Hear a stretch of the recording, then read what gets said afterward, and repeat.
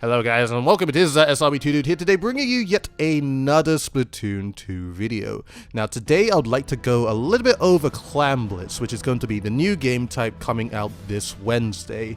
And I have a lot of thoughts about it. I feel like it's probably going to be one of the most competitive game types in Splatoon coming in. And why I think this is because there's just a lot of factors I believe that are going to be thrown down. A lot of strategies that can be developed. The pace of the game is probably going to be really fast. And the picks for weapons and gear abilities that I feel that are going to be used a bunch in this game type. So let's just start off with, I guess, the roles. So I've spoken about this in like previous videos where you definitely have one person defending and just collecting clams while they're next to their home basket, just to make sure that nobody is around their spawn, of course, or their basket. Basically a goalkeeper would be the best way to say it. Then you have your two midmen who are collecting as many clams as they can, and whoever collects the power clam or gets 10 clams to get the power clam will be the, I guess, the OBJ player to actually throw the power clam to the basket. But at this point, if the two midmen have developed a power clam, then I feel like both of these people should be progressing towards the opponent's basket. And then you have the last role, who's going to be solely a Slayer player. They can collect clams along the way, but I feel like the better play would be to avoid collecting the clams, just so you can't be as spotted as easily to your enemy team. I feel like this player in particular will benefit a bunch from Ninja Squid, just to avoid being seen, because once you collect the clam, the trail is going to follow you. So if when you're swinging the ink, it's probably going to be really easy to distinguish where you're actually going, where the direction you're going and whatnot. So Slayer player, just kill everybody on the other team, make sure they drop all their clams, allow your midmen to collect the clams, and if it's the thing where you've already popped the basket on the enemy side, then you can start collecting some clams and then throw it as you're going in and such like that. I definitely feel like the NZAP and the 96 are going to be used a bunch with this game type, and it's mainly because of the ink armor, because when you think about it, if you pop the enemy's basket and you're just standing there just throwing clams, you're going to be basically vulnerable. So having things like ink armor to protect yourself while you're doing that, you know, it gives you just a little bit more time and a little bit more cover, of course, to allow you to actually fight your opponents while you're putting in clams into the basket.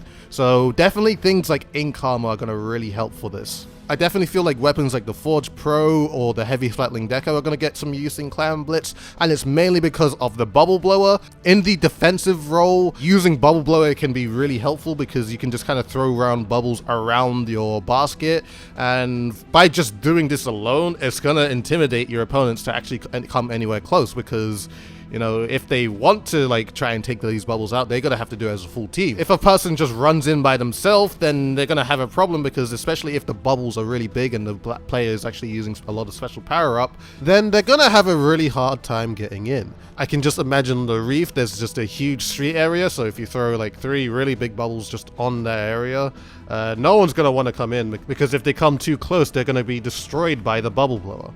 It's almost like you're setting up 3 walls just to protect the basket. So at this point, I feel as in weapons that are going to be commonly used, the Forge Pro, NZAP, Tri-Slosher, 96, Splatter Shot, Custom Range Blaster, and maybe Lunar Blaster. These are like the weapons I feel like that we're going to commonly see when Clam Blitz rolls out. Splatter Shot, Custom Range Blaster, and Lunar Blaster, why I've mentioned this as well, because they are the Slayer weapons that I was describing. Now, in terms of gear abilities, I feel like, of course, anything can be used. It just depends on the person, of course. But honestly, I feel like there's going to be one particular gear ability that's going to be super strong in this game type, and that's Quick Respawn. Now, remember how I said there's a Slayer player and you have 2 midmen? What I feel like that's going to be a thing that's happening is that you're going to have the 2 midmen put on Quick Respawn, because their job is to be collecting the clams. Not necessarily slaying heavily, but they're more focused on collecting the clams more than anything. So if it's a thing where they die, then they can just come back into the game and start collecting clams straight away again. Like, it should be that Slayer person making sure that they are focusing on getting kills and not collecting the clams. So if it was a thing where you have 2 midmen collecting clams all the time and not heavily focusing on getting kills, then I honestly feel that Quick Respawn builds can be made for this game type. So pretty much those are my ideas of how I think Clam Blitz is going to be played out.